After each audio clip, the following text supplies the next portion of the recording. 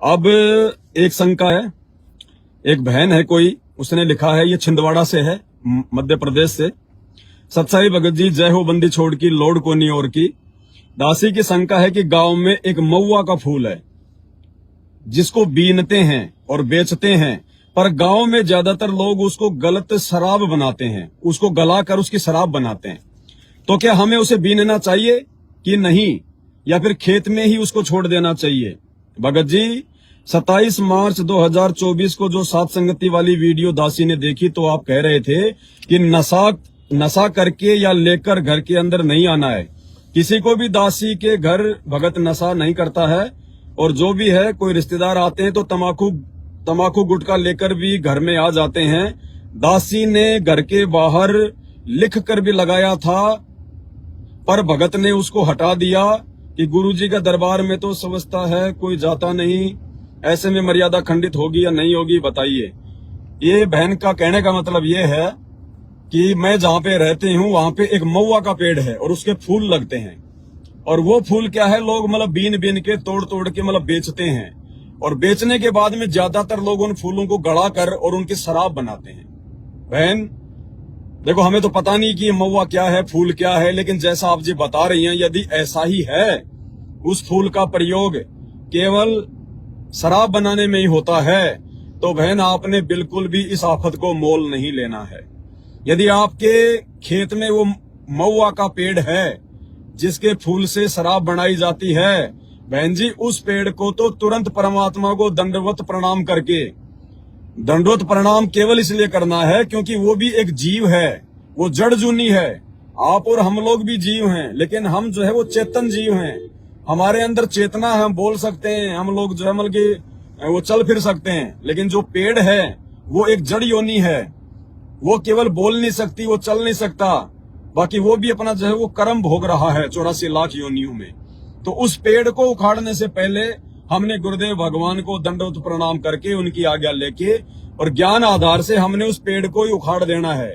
उसकी लकड़ियां आप जी चाहे अपना कोई मतलब खाना बनाने में यूज करो, चाहे जो मर्जी आप अपने यूज करो, उस बीमारी को अपने खेत से हटा दो। बहन जी आप नहीं फूल चुगोगी तो आपका अड़ोसी पड़ोसी कोई दूसरा चुगेगा और फिर उसको बेचेगा, उसकी शराब बना के लोग पिएंगे, उनका स्वास्थ्य खराब होगा, उनकी आत्मा दूषित होगी, उनके मतलब विकार और आगे बढ़ेंगे, घर में लड़ाई झगड़े होंगे, तो निमित्त आप भी बनोगी, क्योंकि वो पेड़ आपके खेत में था। तो आपने उसको बिल्कुल हटा देना है, वहां से बिल्कुल भी सहयोग नहीं करना है, हमने इतना हमने ध्यान रखना है। और आप कह रही हैं कि मेरे घर पर वैसे तो साफ सफाई रहती है, परमात्मा का बेड लगा हुआ है, नशा पता घर में कोई नहीं करता है, लेकिन कभी कभार कोई रिश्तेदार आ जाता है तो वो बीड़ी गुटखा वगैरह भी अपनी जेब में लेके आ जाते हैं। बहन देखो, इस भक्ति मार्ग में परमात्मा कहते हैं लोक लाज ना कीजिए, निर्भय हो रहिए, और जय मन चावे राम को तो दासा तंदर ये। लोक लाज ना कीजिए यानी हमने बिल्कुल भी शर्मा शर्मी नहीं करनी है अपनी मर्यादाओं को बचाने के लिए। घर में चाहे जीजा हो, चाहे फूफा हो, चाहे साड़ा हो, चाहे मामा हो, चाहे कोई भी आओ, चाहे देश का प्रधानमंत्री क्यों ना हो, चाहे पूरी पृथ्वी का राष्ट्रपति क्यों ना हो, चाहे ब्रह्मा विष्णु महेश क्यों ना आ जाओ, अगर हमें पता है या नहीं भी पता है तो सबसे पहले उनसे हाथ जोड़ के प्रार्थना करो कि भाई भगत जी आपके जेब में कोई बीड़ी तंबाकू गुटखा कोई भी नशीली वस्तु है तो भाई घर के बाहर ही उसको फेंक दें या कहीं साइड में रख दें। आपने लेना हो तो यहाँ से निकलने के बाद ले लेना, हमें कोई ऑब्जेक्शन नहीं है, लेकिन हमारे घर में एंट्री करनी है, क्योंकि हमारा घर नहीं है, आश्रम है। जिस घर में परमात्मा विराजमान हो जाते हैं, जिस घर में भगवान प्रकट हो जाते हैं, जिस घर में भगवान का दरबार लग जाता है, बेड लग जाता है, वो घर नहीं होता है। भले हमें गुरुजी दिखाई ना दें, हमें महसूस ना हो, लेकिन वो घर नहीं है, वो आश्रम बन चुका है। और आश्रम में आपको पता ही है भाई, मंदिर में और आश्रम में किसी भी प्रकार की नशीली वस्तु लेकर या नशा करके कोई भी व्यक्ति एंट्री नहीं कर सकता। तो परमात्मा कहते हैं कि ऐसे मामले में लोक लाज ना कीजिए, निर्भय हो रहिए, डरना नहीं उनसे कि मेरा फूफा है क्या कहेगा, रिश्तेदारी में बात फैला देगा, मेरी बेइज्जती कर देगा।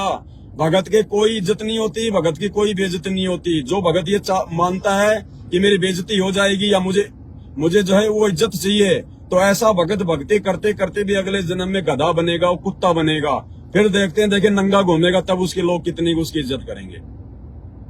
ठीक है, तो हमने बिल्कुल लोकलाज नहीं करनी बहन जी भक्ति मर्यादाओं को लेकर।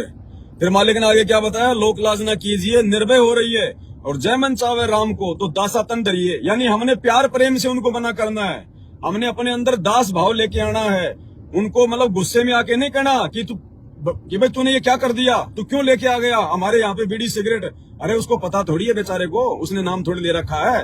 वो तो जहां भी जाता है लोग उसको, खुद भी पीता है, लोग भी उसको पिलाते हैं। तो उसने सोचा कि यहाँ भी ऐसा ही होगा।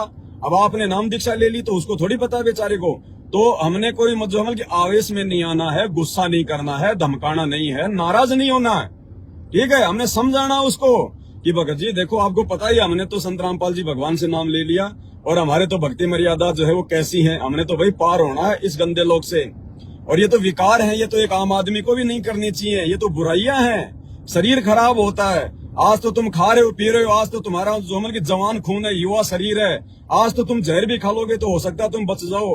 लेकिन जब ये 50-60 साल की उम्र हो जाएगी ना, उसके बाद तुम दुखी, तुम्हारे परिवार वाले दुखी, तुम्हारा पैसा बर्बाद होगा, तुम्हें शरीर में पीड़ा होगी। बताओ क्या फायदा ऐसे जहर को खाने से। तो भाई देखो, हमारे घर में तो देखो बिल्कुल भी ये चीजें अलाउ नहीं है। अगर आपको अंदर एंटर करना है तो आपसे हाथ जोड़ के प्रार्थना है, जो भी गंदगी आप लेके आए हो उस गंदगी को यहीं पे डाल दो।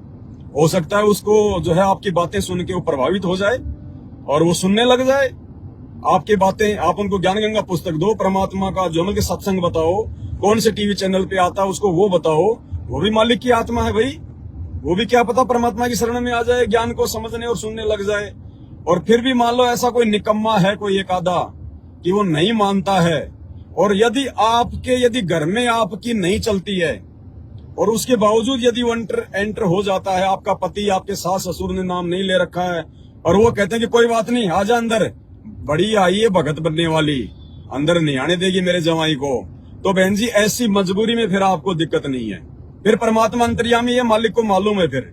और यदि आप उस परिवार की मुखिया हैं, आपके कंट्रोल में सारा वो जो है वो परिवार है, उसके बाद यदि कोई जबरदस्ती भी आना चाहे, कोई फूफा, चाचा, काका, ताऊ, मामा, अड़ोसी पड़ोसी, बिल्कुल गेट बंद कर दो कि भैया चला जा अपने घर वापस, वही खाना खाना शाम को जाके। प्यार प्रेम से समझा रहे, तेरे समझ में नहीं आ रहा, सिर पे चढ़ रहा है? जब तेरे को बता दिया कि हमारी ये नियम है, ये मर्यादा है, तेरे को प्यार से समझा रहे हैं, इंसान है तू जानवर है, चला जा वापस। हमें नहीं चाहिए ऐसी रिश्तेदारी। अपनी भक्ति मर्यादाओं को बचाने के लिए 2 टूक जवाब दे दो, 2 टूक उसी समय वापस चल जाए वापस। अगर आप उस परिवार की मुखिया हो तो, और यदि वो आदमी नहीं मान रहा है तो ऐसी स्थिति में फिर हमने लोक लाज नहीं करनी। लोक लाज ना कीजिए, निर्भय हो रहिए, जय मन चावे राम को तो दासा तन धरिए। और यदि आप लोक लाज में आ गई तो फिर परमात्मा कहते हैं कि भैया कुल करनी के कारणे, यानी वो लोक लाज, कुल करनी यानी लोगों के दबाव में आकर, लोगों के ज्यादा जो हमल की प्रेशर देने से या फिर भय से। तो परमात्मा कहते हैं लोक लाज के कारण ये हंसा गया बिगो। ये हंसा यानी ये भगत, ये जीव आत्मा ये बर्बाद हो गई, दूषित हो गई, मर्यादा तोड़ दी।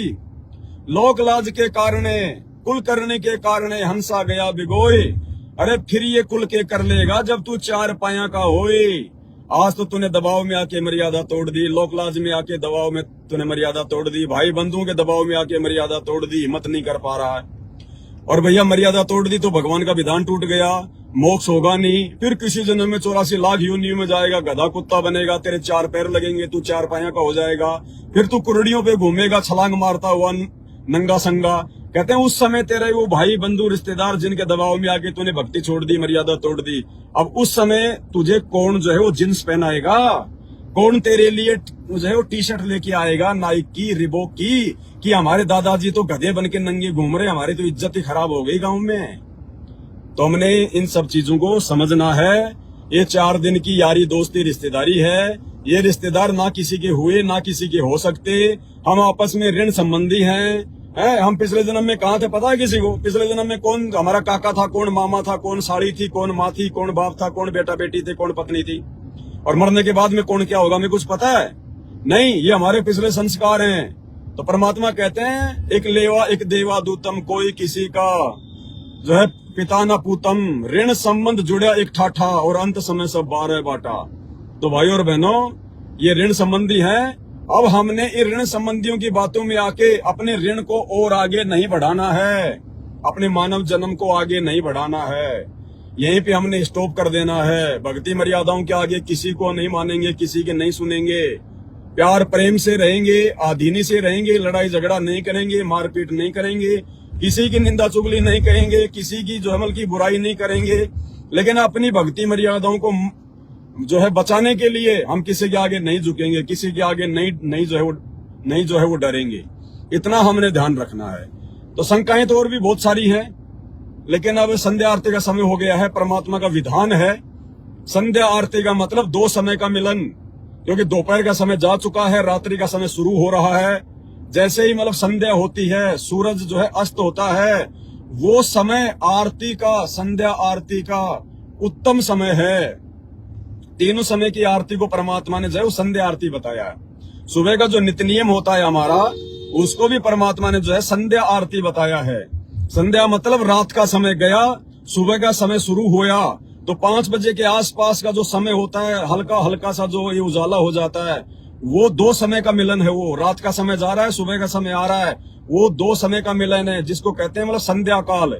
तो सुबह का नित्य नियम का वो जो है उत्तम समय है। और अब हम भगत भाई बहनों ने उत्तम समय पे ही आरतियां करनी शुरू जो है वो कर देनी चाहिए, क्योंकि समय खराब आ रहा है। भक्ति में अब त्रुटियां नहीं चलेगी। अब ऑप्शन नहीं चलेगा कि 12 बजे कर लेंगे, गुरुजी ने कह रखा है, रात के 12 बजे तक कर लेंगे, दिन के 12 बजे तक कर लेंगे। भैया वो शुरुआत का था, या फिर विशेष परिस्थितियों में है, आपको कोई दिक्कत है ही नहीं, फिर भी 11 बजे आरती कर रहे, तो अब नहीं चलेगा, उसका विशेष फायदा नहीं मिलेगा। इसी प्रकार जो दोपहर की आरती है, असुर निकंदन रमैणी, उसको भी संध्या आरती कहते हैं। क्यों? और उसका समय भगवान ने बताया 12 से 2 बजे के बीच में, क्योंकि जैसे ही 12 से ऊपर बजे तो मतलब दिन का समय समाप्त और दोपहर का समय लागू हो जाता है, तो 2 समय का जो है वो मिलन होता है। तो अब हमने उस ऑप्शन का फायदा नहीं उठाना है कि गुरुजी ने कह रखा कि भाई सुबह की आरती 12 बजे तक कर सकते हैं, दोपहर की आरती 12 बजे तक कर सकते हैं, संध्या आरती रात के 12 बजे तक जो है कर सकते हैं। अरे शुरुआत में परमात्मा ने पता नहीं कैसे हम जो है पुचकार के भक्ति मार्ग पे लगाया है। अगर शुरू से गुरुजी अगर बिल्कुल टाइट हो जाते तो कोई भक्ति नहीं करता ये। तो भाई और बहनों, अब हमने ऑप्शन का फायदा नहीं उठाना है। अब हमने परमात्मा की विधिवत तीनों आरतियां करनी है। अपना मंत्र, अपना सत्संग, अपना सुमरण जो भी है मालिक ने दे रखा है, विधिवत करना है, मर्यादा में रह के करना है, गुरुदेव को प्रसन्न करना है, क्योंकि हमने सतलोक जाना है। तो भाई और बहनों, संध्या आरती का समय हो चुका है। दास अपने शब्दों को विराम देता है, और अब हम भी जो है संध्या आरती जो है वो करेंगे मालिक के दया से, अपनी भक्ति बोध से, क्योंकि अब हम खड़े होके तो नहीं कर सकते, हमारी मजबूरी है इस गाड़ी में चलना। तो ऐसी स्थिति में भक्ति बोध लेके अपना बैठ के हम लोग अपनी आरती करें। और जब अपने घर पे हैं और हम स्वस्थ हैं, कोई दिक्कत नहीं, तो खड़े होके मालिक के सामने भक्ति बोध लेके हमने आरती करनी है। तो आज के लाइव में केवल इतना ही, फिर परमात्मा दया करेंगे। क्योंकि देखो भाई और बहनों, आप और हमारे पास में 18 अप्रैल 2024 तक का टाइम है, इसलिए दास ज्यादा से ज्यादा वीडियो बना रहा है, ज्यादा से ज्यादा लाइव आ रहा है, क्योंकि बाद में पता नहीं ये इंटरनेट खत्म हो जाए, आप और हमको एक दूसरे से मिलने का, लाइव आने का, बातचीत करने का, साथ संगति का मौका मिले ना मिले, हम परमात्मा के दोषी ना हो जाएं। इसलिए भाई और बहनों, दास मालिक के आशीर्वाद से दिन रात जो है इस सेवा के अंदर जो है वो लगा हुआ है। तो परमात्मा दया करें, आप भी इन चीजों का फायदा उठाओ, वरना भाई और बहनों हमारी मर्यादा टूटेंगी, कोई फायदा नहीं होगा, परमात्मा हमसे जो है वो नाराज होगा।